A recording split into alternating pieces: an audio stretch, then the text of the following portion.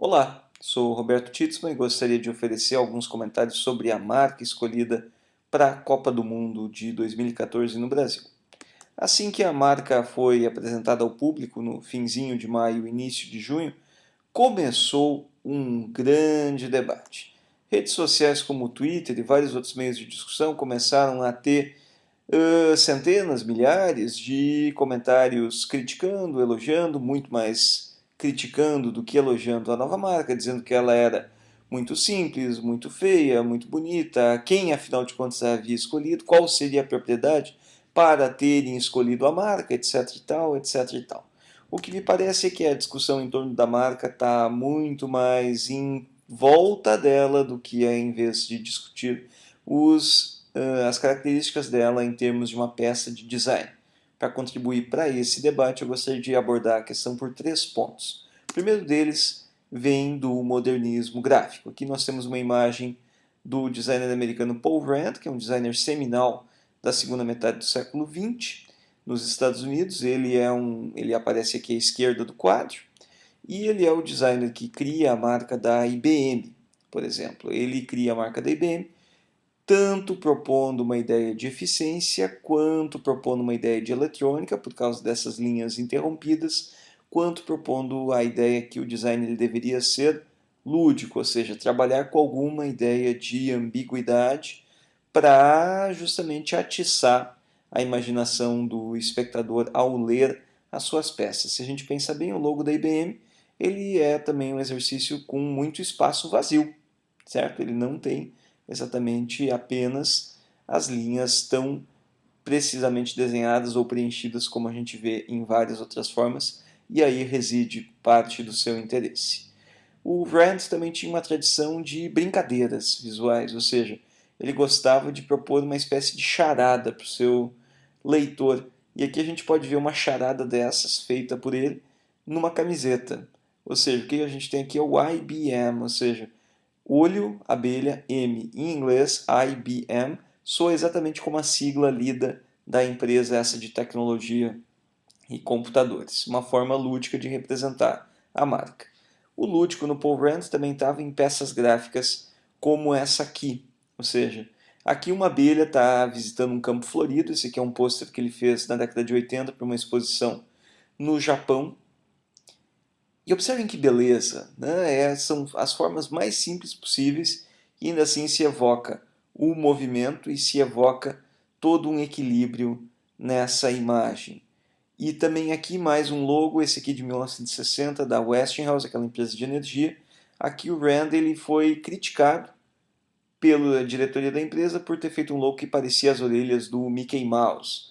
Ou seja, uma empresa de energia, uma coisa muito séria, muito profunda, muito necessária, não poderia ter, teoricamente, um logo com tanta brincadeira visual como se houvesse uma pequena faísca fechando um circuito.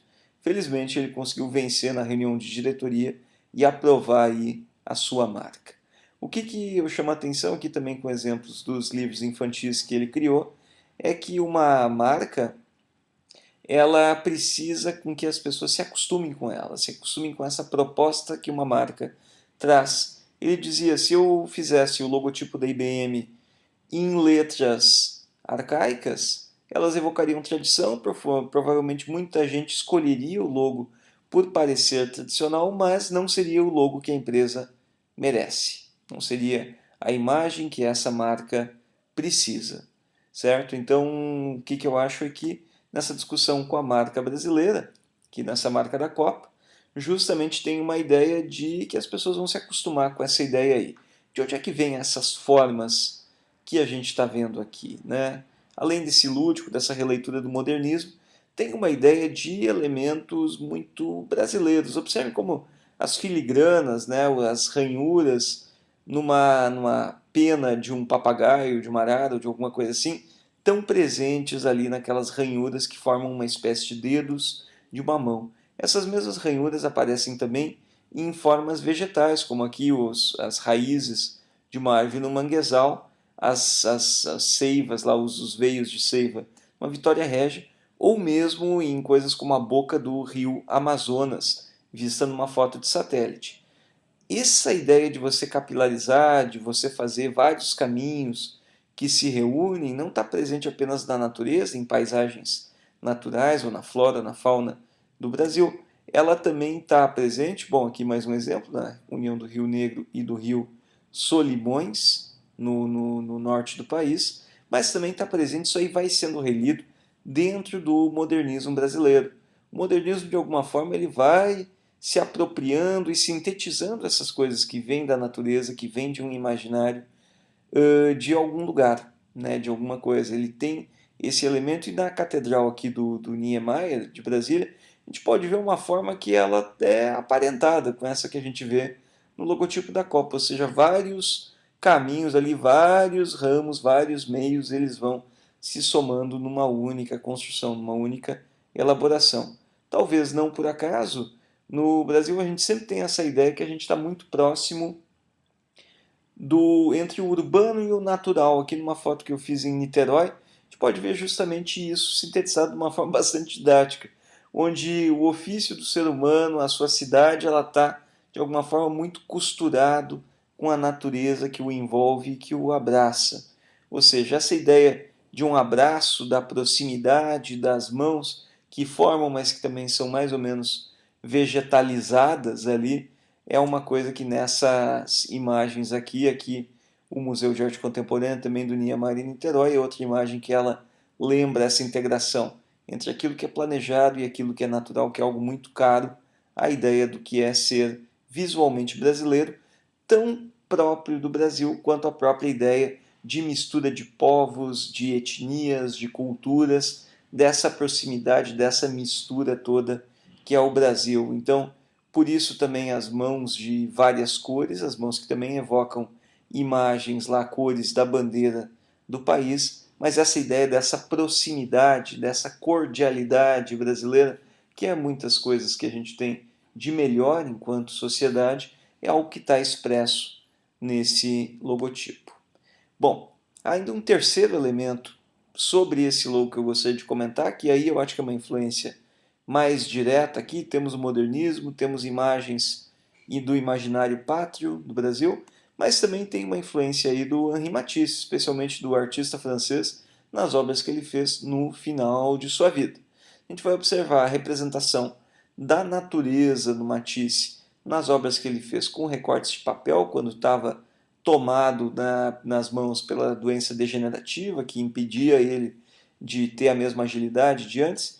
Ele vai criando obras que são recortes de papel e até aproximando-se de obras como aquela que o Paul Rand faz objetivamente pensando em divulgação. Aqui a gente tem a obra chamada A Lesma, do Matisse, onde a gente pode ver com um golpe de vista, apesar de todas as formas sozinhas não sugerirem isso, uma lesminha dando uma voltinha no centro do quadro aí, sugerindo todo um movimento. Bom, aqui mais uma figura humana, no azul, do Matisse, também para nos dar uma ideia de como é que essa representação de formas menos abstratas foi abordada por ele.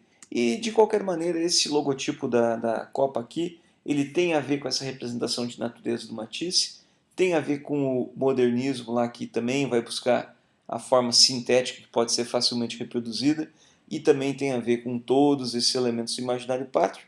Na minha opinião, uma marca bela, não é a melhor marca que já se viu na história da humanidade, mas acredito que com o tempo vai ser bem aceita e as pessoas vão fazer muitas apropriações e muitas piadas a respeito, inclusive. Agradeço a atenção de vocês, aqui estão alguns dos créditos das várias imagens que fazem parte dessa apresentação. Obrigado.